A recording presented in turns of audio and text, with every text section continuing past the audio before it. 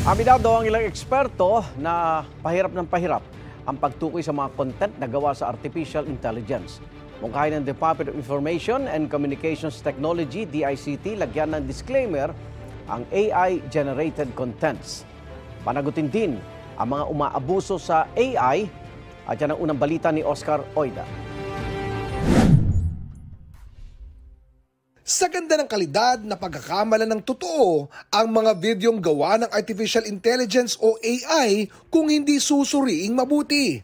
At pangamba ng ilang eksperto, baka dumating ang panahon kahit anong suri, hindi na malalaman kung alin ang gawang AI sa hindi.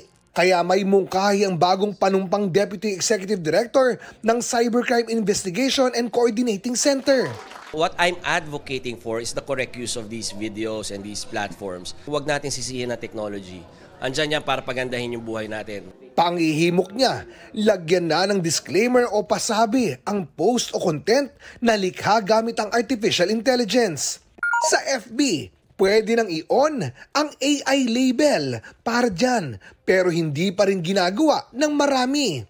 Pwede rin mag-react ang mga user para mag-tag ng comment sa mga post. Makikita nyo ngayon may banner na eh. Pag may flinag na tayo na AI generated, naka-banner na yan. This video is AI generated.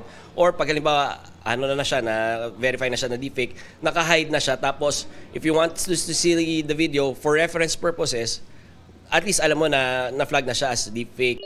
Ano't ano man, tututukan anya ng CICC ang pagsugpo sa pang-abuso online, kabilang ang fake news, mga panloloko at trolls. May mga paraan na rin sila para mag-detect ng mga gawang AI at deepfake. Yung galaw ng bibig, yung pixelation, yung difference ng shading. Pero more advanced technology, more definitive. Kasi ang goal talaga namin may mapanagot eh. So kailangan yung ebidensya na pinoprocess namin would lead to prosecution. So mas advanced, so mas detailed yung pag-analysis namin at pagre-report namin when it comes to deepfakes. Ang DepEd naman, gusto ring palakasin ang critical thinking skills ng mga estudyante. Bagay na itinuturo na sa ibang bansa. Kailangan maging mapanuri at yun ay gusto namin ituro rin sa eskwelahan. Tinatrabaho na anya ng DepEd ang pagtatatag ng isang AI Research Center na tutulong sa mga mag-aaral na makasabay sa mabilis na pagbabago